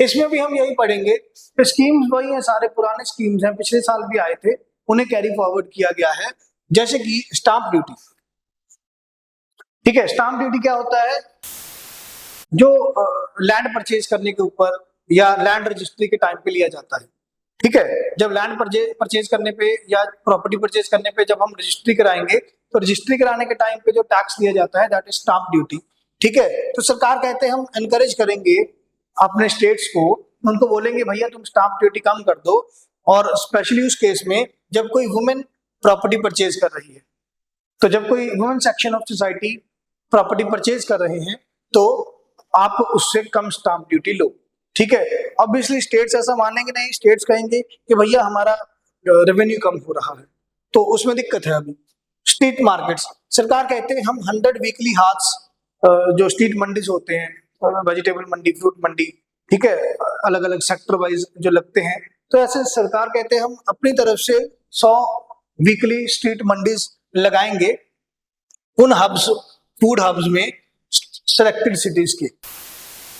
अब पॉइंट तो ये है ना कि यहाँ स्टेट का कोऑपरेशन चाहिए, लोकल गवर्नमेंट का कोऑपरेशन चाहिए। सेंट्रल गवर्नमेंट ने तो बोल दिया कि हम 100 वीकली स्ट्रीट हब्स लगाएंगे, सेंट्रल गवर्नमेंट, स्टेट गवर्नमेंट और लोकल गवर्नमेंट के बीच में ये कोऑर्डिनेशन इतना बन पाएगा या नहीं बन पाएगा, वो यहाँ पे एक इशू होगा, उसके बारे में बात नहीं किया सरकार ने। Transit oriented development, transit oriented development क्या है? सरकार कहते हैं 14 लार्ज सिटीज में जिनका पॉपुलेशन 30 लाख से ज्यादा है, वहां पे हम ट्रांजिट ओरिएंटेड डेवलपमेंट प्लान लेके आएंगे।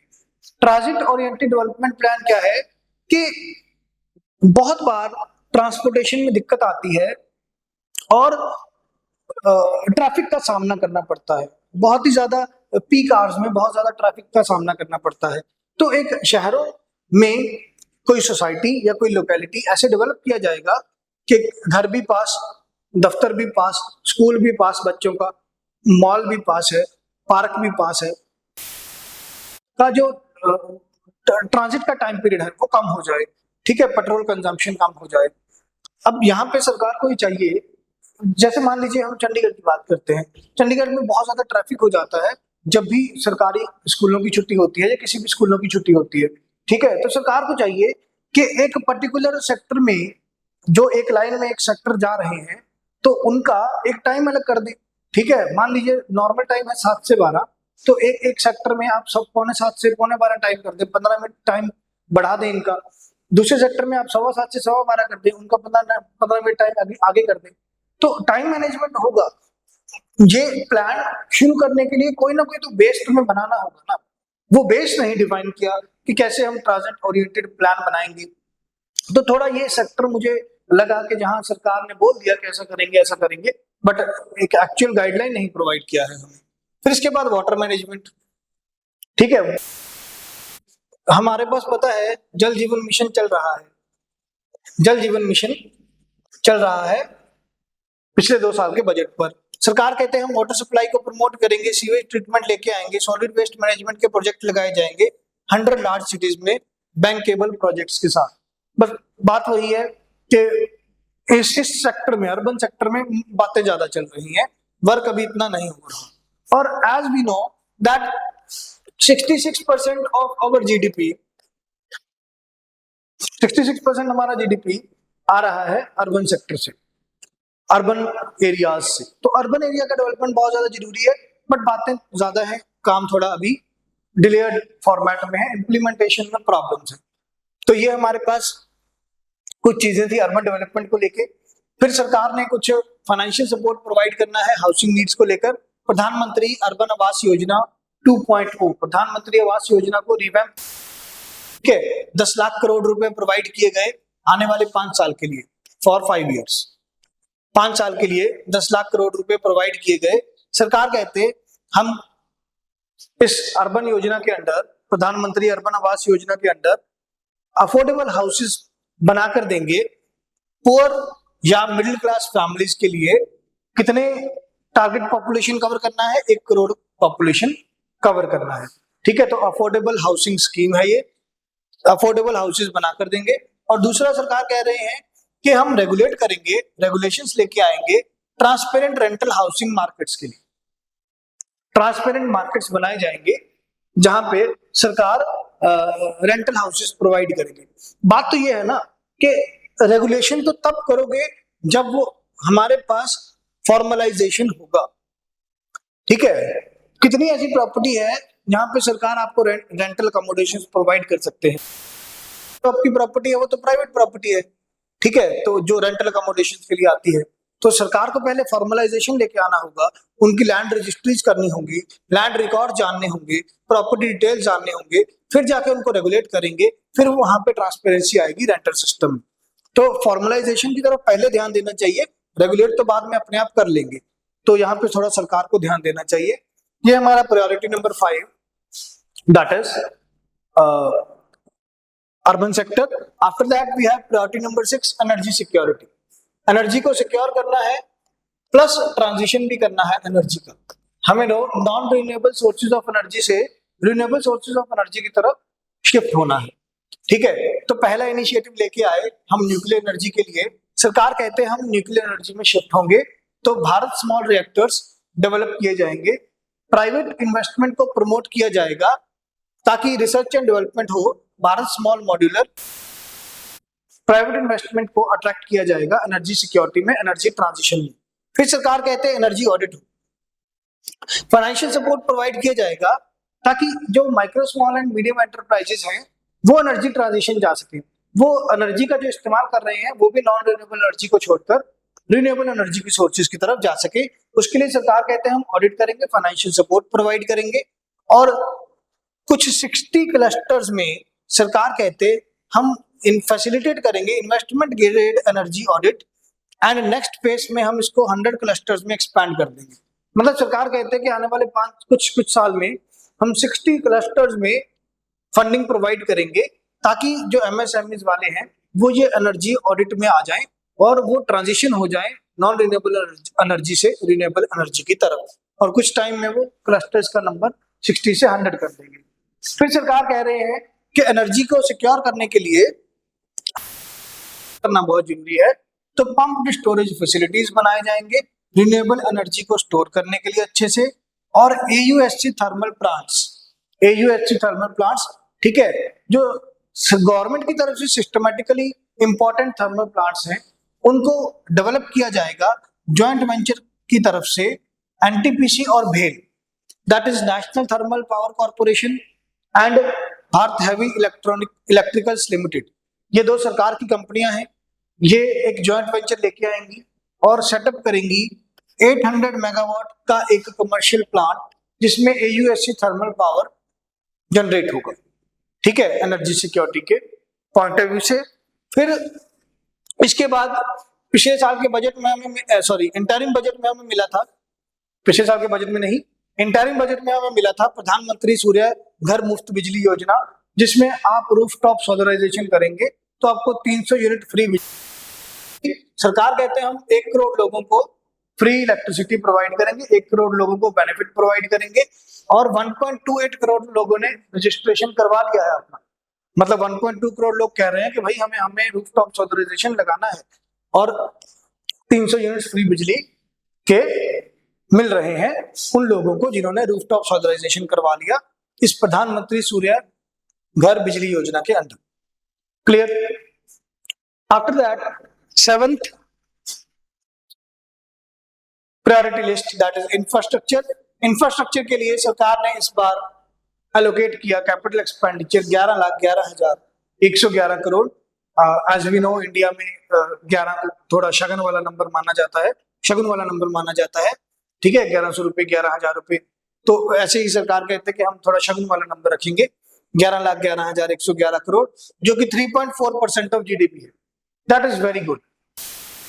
खर्चा किया था वो 3.2% ऑफ जीडीपी था, तो इस बार 3.4% ऑफ जीडीपी। तो सरकार हर बार कैपिटल एक्सपेंडिचर बढ़ा रहे हैं, ये अच्छी बात है। इंफ्रास्ट्रक्चर डेवलप होगा, प्राइवेट सेक्टर मोटिवेट होगा और क्राउडिंग होगा प्राइवेट इन्वेस्टमेंट का, ये सरकार का एजेंडा है। फिर इसके बाद सरकार कहते हैं स्टेट गवर्नमेंट्स के लिए 1.5 लाख करोड़ का long term interest free loans, ठीक है, और जो लॉन्ग टर्म कितना है, ये 50 साल का रहता है। 50 साल के लिए सरकार कहते हैं हम स्टेट गवर्नमेंट्स को कैपिटल एक्सपेंडिचर के लिए 1.5 लाख करोड़ का एलोकेशन प्रोवाइड करते हैं। इस 1.5 लाख करोड़ में से डिफरेंट स्टेट्स को लोन प्रोवाइड किया जाएगा, और वो भी इंटरेस्ट फ्री लोन्स, कोई ब्याज नहीं लगेगा। क्लियर? फिर तीसरा, सरकार कहते हैं प्रधानमंत्री ग्राम सड़क योजना का फेज 4 लॉन्च किया जाएगा और रोड कनेक्टिविटी को और ज्यादा इंक्रीज किया जाएगा, तो इंफ्रास्ट्रक्चर बढ़ाया जाएगा। इंफ्रास्ट्रक्चर के लिए सरकार ने अच्छा बजट प्रोवाइड कर दिया है। After that we have infrastructure. सरकार कह रही है कि इरिगेशन प्रोजेक्ट्स के ऊपर ध्यान दिया जाएगा, फ्लड मिटिगेशन के ऊपर ध्यान दिया जाएगा। तो सरकार कहती है 11,500 करोड़ रुपए प्रोवाइड किए जाएंगे कोसी मैकी इंट्रा स्टेट लिंक के लिए and 20 other ongoing new schemes के लिए, ठीक है। इस एरिया में फ्लड्स की बहुत दिक्कत है, पानी की बहुत ज्यादा दिक्कत है, इरिगेशन की बहुत ज्यादा दिक्कत है, तो इस एरिया में हम डिफरेंट प्रोजेक्ट्स इंस्टॉल करने के लिए 11,500 करोड़ रुपए प्रोवाइड कर रहे हैं। असिस्टेंस मिलेगा फ्लड मैनेजमेंट के लिए असम, सिक्किम और उत्तराखंड स्टेट्स को, क्योंकि ये नॉर्थ ईस्ट स्टेट्स हमारे ज्यादा हैवी वेदर के कारण, ज्यादा हैवी रेन के कारण यहाँ फ्लड मैनेजमेंट का दिक्कत आता है, तो उसके लिए सरकार फंड्स प्रोवाइड करेंगे। और असिस्टेंस मिलेगा for the reconstruction of Himachal Pradesh. Last year Himachal Pradesh में लैंड वहां का कैपिटल शिमला, उसको बहुत ज्यादा नुकसान हुआ, तो सरकार कहते हैं हम असिस्टेंस प्रोवाइड करेंगे रिकंस्ट्रक्शन और रिहैबिलिटेशन के लिए हिमाचल प्रदेश के लिए। तो सरकार ने इंफ्रास्ट्रक्चर की तरफ ध्यान दिया, बट थोड़ा वेग स्टेट्स के नाम बता दिए कि यहाँ यहाँ करेंगे, इस स्कीम के लिए पैसा देंगे, पर वो पैसा कैसे जाएगा, किस प्रोजेक्ट में लगेगा, कितना लगेगा और किस तरीके से फंड्स प्रोवाइड किए जाएंगे, सेंट्रल गवर्नमेंट कितना असिस्टेंस प्रोवाइड करेंगे, स्टेट गवर्नमेंट का कितना पार्ट रहेगा, वहां थोड़ी अभी डिस्क्रिपेंसीज है, वो सरकार ने क्लैरिफाई नहीं किए हैं। ठीक है, इसके बाद प्रायोरिटी नंबर 7 में आफ्टर इंफ्रास्ट्रक्चर में हमने इरिगेशन लगा लिया। अब टूरिज्म सेक्टर को प्रमोट किया जाएगा। टूरिज्म को प्रमोट करने के लिए सरकार कहते हैं हम रिलीजियस टूरिज्म या स्पिरिचुअल टूरिज्म को प्रमोट करेंगे। तो विष्णुपाद टेम्पल कॉरिडोर को प्रमोट किया जाएगा, कॉरिडोर को प्रमोट किया जाएगा और काशी विश्वनाथ टेम्पल कॉरिडोर को प्रमोट किया जाएगा। सारे हमारे रिलीजियस और स्पिरिचुअल टूरिज्म के पॉइंट ऑफ व्यू से इंपॉर्टेंट है। फिर सरकार कहते राजगीर जो एंशियंट इंडिया का हमारा शहर था, एंशियंट इंपॉर्टेंस का शहर था, जो हिंदूज, बुद्धिस्ट और जैनिस के लिए, तीनों के लिए इंपॉर्टेंस है, उसको रीडेवलप किया जाएगा।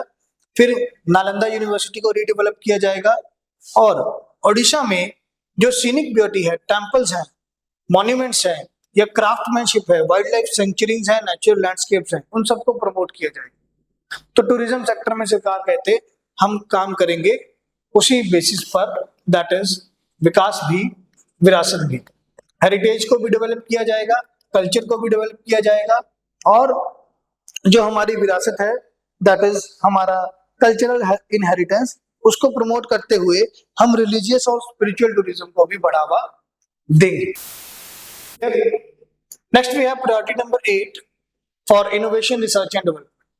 तो इनोवेशन और रिसर्च एंड डेवलपमेंट के लिए सरकार कहते हैं अनुसंधान नेशनल रिसर्च फंड बनाएंगे। इनोवेशन के लिए एक नेशनल रिसर्च फंड बनाएंगे जिसमें सरकार डिफरेंट नए इनोवेशन के लिए खुद फंडिंग प्रोवाइड करेंगे। Private sector driven research, private sector को पार्ट बनाया जाएगा रिसर्च में पार्टिसिपेशन करने के लिए। और सरकार कहते हैं कमर्शियल लेवल पे एक फंड जनरेट किया जाएगा 1 लाख करोड़ का, जिसमें पब्लिक इन्वेस्टमेंट भी होगा, प्राइवेट इन्वेस्टमेंट भी होगा। एक फंड जनरेट किया जाएगा दोनों की इन्वेस्टमेंट का पूल करके 1 लाख करोड़ का। और स्पेस सेक्टर की तरफ ध्यान देने के लिए सरकार कहते कि हमने 1000 करोड़ रुपए इन्वेस्टमेंट के लिए एलोकेट किए हैं। जैसा हमें पता है इस साल के शुरुआत में फरवरी मार्च 2024 में सरकार ने एफडीआई अलाउ कर दिया स्पेस सेक्टर में। तो स्पेस सेक्टर ज्यादा इन्वेस्टमेंट हो उसके लिए सरकार कहते हमने एक वेंचर कैपिटल फंड बनाया है 1000 करोड़ इनोवेशन और R&D को प्रमोट करने के लिए। इसके बाद सरकार ने कहा प्रायोरिटी नंबर 9 नेक्स्ट जन रिफॉर्म्स। ये सारे हमारे डिजिटल इंडिया के रिफॉर्म्स हैं जिसमें हर तरीके से डिजिटली चैनल्स को प्रमोट करने के लिए बातें होंगी। ठीक है, for rural and urban development land related actions क्या होंगे, लैंड पार्सल बनेंगे, land parcel identification number provide किया जाएगा, या जिसको क्या नाम दे दिया, भू आधार। लैंड रिकॉर्ड्स को आप भू आधार से एक्सेस करेंगे, आपका एक डिजिटल लैंड रिकॉर्ड नंबर बन जाएगा। ठीक है, मैपिंग होगी और उस मैपिंग का सर्वे होगा डिजिटली लैंड रिकॉर्ड्स को जानने के लिए। और लिंकिंग किया जाएगा फार्मर्स की रजिस्ट्रीज के साथ, फार्मर की रजिस्ट्रीज बनेंगी, फार्मर की डिटेल होगा, वो क्या क्रॉप्स बना रहा है उसके सर्वे का रिपोर्ट होगा, सबको लिंकिंग किया जाएगा और डिटेल्स आपके पास डिजिटली प्रोवाइडेड होंगी। आफ्टर दैट सरकार कह रहे हैं लैंड रिकॉर्ड जो अर्बन एरियाज में है उनको डिजिटाइज किया जाएगा, डिजिटाइजेशन होगा कैडेस्ट्रल मैप्स का और लैंड रजिस्ट्रीज एस्टैब्लिशमेंट किए जाएंगे, सारे डिजिटल मैनर में जो भी रिफॉर्म्स आए। आफ्टर दैट सरकार कहते क्लाइमेट फाइनेंस के लिए एक अलग टैक्सोनॉमी लेके आएंगे, एक रूल्स एंड रेगुलेशन बनाएंगे इंटरनेशनल लेवल पर कि सरकार क्लाइमेट फाइनेंसिंग के लिए फंड्स कहां से लेके आते हैं। एफडीआई मंगाया जाएगा, ओवरसीज इन्वेस्टमेंट मंगवाया जाएगा इन्वायरमेंटल प्रोटेक्शन प्रोजेक्ट्स के लिए। ठीक है, और यूज किया जाएगा इंडियन रुपीस को as a currency for overseas investment. De dollarisation होगा, ठीक है, इंटरनेशनलाइजेशन ऑफ इंडियन करेंसी होगा हमारी करेंसी की वैल्यू बढ़ेगी। आफ्टर दैट सरकार कहते हम एक ऐसा प्लान जिसमें पेरेंट्स और गार्डियंस का अपनी माइनर्स की स्टडी में हेल्प होगा, एनपीएस वत्सल्य के नाम से, न्यू एजुकेशन पॉलिसी 2020 के तहत। तो इसका भी एक गाइड मैप भी आया है कि ये ऐसा करेंगे, कैसे होगा, किस तरीके से इंप्लीमेंट होगा, उसके बारे में हम बाद में जानेंगे। एनपीएस वत्सल्य तो जब हम प्रायोरिटी वाइज पढ़ेंगे तब उसको डिटेल में जानेंगे। फिर कहते हैं गवर्नेंस को बढ़ाने के लिए सरकार कलेक्शन, प्रोसेसिंग और मैनेजमेंट करेंगे डेटा का और स्टैटिस्टिक्स का। ट्रस्ट बेस्ड गवर्नेंस बढ़ाने के लिए सरकार कहते हैं हम डाटा को लीक नहीं होने देंगे, डाटा को अच्छे से मेंटेन करके रखेंगे और न्यू पेंशन स्कीम को अमेंडमेंट किया जाएगा। न्यू पेंशन स्कीम के तहत जो भी इश्यूज या जो भी चैलेंजेस फेस करने पड़ रहे हैं उनको रिमूव करने के लिए चीजें आएंगी। आफ्टर दैट सरकार ने कुछ अपने फाउंडेशन बताए कि जी इकोनॉमी जो है वो अच्छी चल रही है, ठीक है। फाइनेंशियल ईयर 2000 सरकार कहते हैं हमारा करंट अकाउंट डेफिसिट जो है वो कम हो गया। सरकार कहते हैं हमारा करंट अकाउंट डेफिसिट जो है वो कम हो गया 2023 में। करंट अकाउंट डेफिसिट आपका नेगेटिव मतलब माइनस, मतलब इस साल आपके एक्सपोर्ट्स ओवरऑल ज्यादा हुए इंपोर्ट से। फिर सरकार कहते हैं हमारी इकोनॉमी ग्रो हुई 8.2% फाइनेंशियल ईयर 2024 में। फाइनेंशियल ईयर 2024 मतलब 2023-24। तो 2023-24 में सरकार कहते 8.2% से आपका इकोनॉमी ग्रो हुआ है, जीडीपी ग्रोथ रेट है ये। आफ्टर दैट सरकार कहते परचेजिंग मैनेजर्स इंडेक्स जो है वो हाई लेवल पे चल रहा है, दैट मींस रॉ मटेरियल का अच्छा परचेज हो रहा है, प्रोडक्शन अच्छा हो रहा है। आफ्टर दैट सरकार कहते नॉन परफॉर्मिंग एसेट्स कम हो रहे हैं शेड्यूल कमर्शियल बैंक्स में, ये आपके ओनली 2 से 3% रह गए, ठीक है। Gross non performing assets public sector banks के 2 से 3% रह गए हैं, जो कि एक स्ट्रॉन्ग पॉलिसी प्रोवाइड करते हैं कि जी पब्लिक सेक्टर बैंक्स के जो लोन्स हैं वो मर नहीं रहे, लोन्स का पैसा टाइम टू टाइम पे हो रहा है और इकोनॉमी में जो फाइनेंशियल कॉन्फिडेंस है वो बना हुआ है, बरकरार है, ठीक है। आफ्टर दैट सरकार कह रहे हैं कि हमारा फिस्कल डेफिसिट हमने कम कर लिया, 9.2% हो गया था कोविड टाइम पीरियड में और 5.6 ले आए हैं 2023-24 में। फिर इसके बाद इन्फ्लेशन जो कि 6.2% हो गया था 2020 में, रशियन यूक्रेन इन्वेजन के बाद 6.7% हो गया था, उसको फिर हम कम करके 5.4% पे ले आए हैं और प्रेजेंटली तो 4.5% पे, ठीक है। तो ये अच्छी बात है, अच्छे हमारे पास चीजें आई हैं। टैक्स रिफॉर्म्स के लिए सरकार ने टैक्स को बहुत ज्यादा सिंप्लीफाई किया, ठीक है, जिसमें सरकार कह रहे हैं कि इसी फाइनेंशियल ईयर में हम इनकम टैक्स एक्ट 1961 को रिव्यू करेंगे, जिससे कि चैरिटीज या टीडीएस का जो पैसा कटता है उसको सिंप्लीफाई करेंगे, उनके नॉर्म्स को सिंप्लीफाई करेंगे। सॉरी, लिटिगेशन एंड अपील, अगर किसी ने कोई लिटिगेशन अप्लाई करना है, कोई अपील फाइल करनी है तो उसका प्रोसेस इजी होगा और टैक्स बेस को डीप करेंगे, टैक्स बेस को डीप करेंगे, ज्यादा लोग टैक्स अथॉरिटीज का हिस्सा बने, ज्यादा लोग आईटीआर फाइल करें, उसके लिए वर्किंग होगा, ठीक है। Sector specific custom duties proposals आई हैं, बहुत सारे सेक्टर्स के लिए कस्टम ड्यूटी कम किया गया है, वो अगली स्लाइड पे देखते हैं। और एक कॉम्प्रिहेंसिव रिव्यू किया जाएगा रेट स्ट्रक्चर का, ईज ऑफ ट्रेड बढ़ाने के लिए बहुत सारे ड्यूटी इन्वर्जन्स को रिमूव किया जाएगा ताकि डिस्प्यूट्स खत्म हो जाए, ठीक है। ये कैसे होगा, ये 1 बाय 1 हमारी डिटेल वीडियो में डिस्कस करेंगे। नाउ बहुत सारी चीजों के कस्टम ड्यूटीज कम कर दिए गए हैं, ठीक है। कस्टम ड्यूटी कम किया गया है कैंसर मेडिसिन का, मोबाइल फोन्स का, गोल्ड एंड सिल्वर का, shrimp and fish feed, metal goods for solar cells के लिए और कुछ क्रिटिकल मिनरल्स के लिए डिफरेंट कस्टम ड्यूटीज कम कर दिए गए हैं। तो ये हमारे लिए टैक्स की कुछ रिफॉर्म्स हैं। इनडायरेक्ट टैक्स के केस में, डायरेक्ट टैक्स के केस में हमारे पास काफी सारी चीजें आई। सबसे पहले शॉर्ट टर्म गेन्स का फाइनेंशियल एसेट्स के ऊपर जो short term capital gain tax है वो बढ़ाकर 20% कर दिया और long term capital gain tax बढ़ाकर 12.5% कर दिया है, ठीक है। डायरेक्ट टैक्स में कैपिटल गेन टैक्स बढ़ा है, कुछ कुछ एसेट्स के ऊपर कम हुआ है, ओवरऑल ज्यादातर एसेट्स के ऊपर बढ़ा है, ठीक है। और एग्जाम्पशन लिमिट बढ़ा दिया है कैपिटल गेन्स का 1.25 लाख पर ईयर कर दिया है। अब आप अपने कैपिटल गेन्स के लिए 1.25 लाख रुपए अगर अर्न करते हो गेन्स के रूप में, वो आप इनकम टैक्स एक्ट के थ्रू ये एग्जम्पशन मांग सकते हो एक साल में, एक फाइनेंशियल ईयर में। तो ये एक अच्छी बात है। फिर सरकार बर्डन कम करने के लिए, एंटरप्रेन्योरियल स्पिरिट को बढ़ाने के लिए और टैक्स रिलीफ प्रोवाइड करने के लिए सिटीजन्स को ये चीजें आई हैं। फिर एंजल टैक्स खत्म कर दिया गया है। एंजल टैक्स खत्म कर दिया गया है। अगर आपके बिजनेस में कोई और पर्सन आके इन्वेस्टमेंट प्रोवाइड कर रहा है, तो जितना आपका मार्केट वैल्यू ऑफ आपका बिजनेस है, आपका कॉर्पोरेट है, और जितना आपको इंटेंडेड इन्वेस्टमेंट चाहिए, जो उन दोनों का डिफरेंस होगा, उस डिफरेंस के ऊपर वो एंजल इन्वेस्टर ने जितना पैसा प्रोवाइड किया, उसके ऊपर आपको टैक्स लगता था। That is called as angel tax. ठीक है, जो आपका मार्केट वैल्यू ऑफ कंपनी है और जो आपका ओवरऑल आपको नेट चाहिए अमाउंट इन्वेस्टमेंट करने के लिए, उन दोनों का जो डिफरेंस होगा, वो डिफरेंस अगर किसी और थर्ड पर्सन ने आपको प्रोवाइड किया है, एंजल इन्वेस्टर है वो आपका, तो उसकी इन्वेस्टमेंट के ऊपर टैक्स लगता था, एंजल टैक्स। तो अब एंजल टैक्स खत्म कर दिया गया है।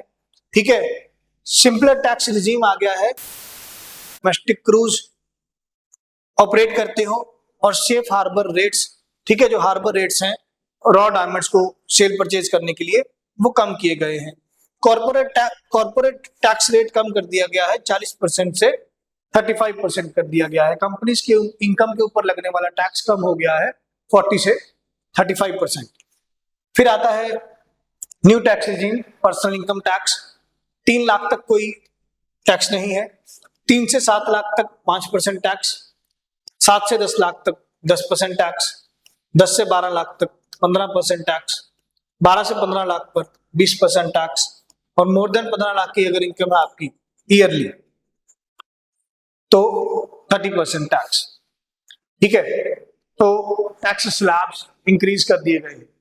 अब टैक्स स्लैब्स इंक्रीज कर दिए गए हैं, आपको स्टैंडर्ड डिडक्शन मिलेगा अब 75,000 रुपए का। आप स्टैंडर्ड डिडक्शन क्लेम नहीं, 75,000 स्टैंडर्ड डिडक्शन बढ़ा दिया गया है। और standard deduction for family pensions, pensioners के लिए वो 15,000 से बढ़ाकर 25,000 कर दिया गया है। तो डायरेक्ट टैक्स में मिडिल क्लास को फायदा मिला, इसलिए हमने पढ़ा कि ये फोकस थीम सॉरी ये फोकस थीम था हमारा मिडिल क्लास का। तो मिडिल क्लास को ये फायदा मिला। आफ्टर दैट सरकार कहते कहां कहां से रुपया आएगा। सरकार को जो मेजर पैसा आ रहा है, बोरोइंग से 27%, ठीक है, इनकम टैक्स से 19%, एक्साइज ड्यूटी से 5%, जीएसटी से 18%, कॉर्पोरेट टैक्स से 17%। ऐसी सरकार को मेजर चीजों से पैसा आ रहा है। और सरकार कैसा पैसा, कहां पैसा लगाएंगे, 21% पैसा लगाएंगे जो सेंट्रल गवर्नमेंट ने स्टेट गवर्नमेंट्स को टैक्सेस का हिस्सा बांटना है, 19% इंटरेस्ट पेमेंट्स। ठीक है, ओवरऑल बजट आया है 48.21 लाख करोड़ का। एक्सपेंडिचर साइड है ये, तो 19% आपका ब्याज है। ठीक है, 16% सेंट्रल सेक्टर स्कीम्स हैं, 6% सब्सिडीज हैं, 8% डिफेंस है। ये आपको याद रखना है, ये डाटा प्रीलिम्स के पॉइंट ऑफ व्यू से बहुत ज्यादा इंपॉर्टेंट है। ये आपको याद रखना है एज इट इज कि कितना कितना खर्चा हो रहा है, कौन कौन से सेक्टर पर, कहां से पैसा आया, कहां पैसा लगेगा। ये डिफरेंट स्कीम ने कितना एलोकेशन किया है, ये आप पढ़ सकते हैं। ये आपके पास डॉक्यूमेंट शेयर कर दिया जाएगा। ठीक है, फिर रिसीप्ट्स, सरकार कहते हैं हमारे रेवेन्यू सीट्स बड़े हैं मगर लोगों ने टैक्स देना ज्यादा शुरू किया है। सरकार कहते हैं कैपिटल रिसीट्स हमारे कम हुए हैं। इसका मतलब सरकार कहते हैं हमने डिसइन्वेस्टमेंट करना कम कर दिया है, सरकारी कंपनियों को बेचना कम कर दिया है, जो कि अच्छी बात है। लोगों का विश्वास बना रहेगा कि भैया सरकार के पास प्रॉपर्टी है, देश की प्रॉपर्टी कहीं नहीं जा रही, प्राइवेट लोगों को नहीं बेची जा रही। खर्चे की बात करेंगे, रेवेन्यू एक्सपेंडिचर बढ़ा है 34% से 37%, ज्यादा दे रहे हैं। सेंट्रल सेक्टर स्कीम ज्यादा प्रोवाइड किए जा रहे हैं, सेंट्रल स्पॉन्सर स्कीम ज्यादा प्रोवाइड की जा रही है। बट इसमें एक बजट में ब्याज का कंपोनेंट बढ़ा है, ब्याज ज्यादा खर्चा होने लगा है, तो उसके ऊपर ध्यान देने की जरूरत है। After that effective capital expenditure increase हुआ है 10.5 लाख से 15 lakh crore. Effective capital expenditure क्या है? सेंट्रल गवर्नमेंट का capital expenditure, central capital expenditure को शॉर्ट फॉर्म में लिखते हैं केपेक्स। तो सेंट्रल गवर्नमेंट का capital expenditure plus central grants to states for capital expenditure या एसेट क्रिएशन। तो सेंट्रल गवर्नमेंट ने जो भी ग्रांट्स प्रोवाइड किए स्टेट गवर्नमेंट को कैपिटल एक्सपेंडिचर के लिए या एसेट क्रिएशन के लिए, सेंट्रल गवर्नमेंट ने स्टेट गवर्नमेंट को डोनेशन दिया कि भाई मैं तुम्हें डोनेशन दे रहा हूँ, सड़कें बनाओ। तो सड़कें बनने से तो क्रिएट होगी, पूरे देश की प्रॉपर्टी जनरेट होगी। तो दैट इज सेंट्रल गवर्नमेंट का कैपिटल एक्सपेंडिचर और सेंट्रल गवर्नमेंट की ग्रांट्स जो स्टेट्स को मिली एसेट क्रिएशन के लिए, ये दोनों मिलके क्या बनते हैं, इफेक्टिव कैपिटल एक्सपेंडिचर। तो 15 लाख करोड़ का इफेक्टिव कैपिटल एक्सपेंडिचर है, 11 लाख करोड़ का आपका कैपिटल एक्सपेंडिचर सेंट्रल गवर्नमेंट का, और जो इसका डिफरेंस होगा इसका मतलब वो सेंट्रल गवर्नमेंट ग्रांट्स देगी स्टेट्स को एसेट बनाने के लिए। तो total effective capital expenditure 15 lakh crore. ठीक है, सो this is your overall analysis of key features of the budget.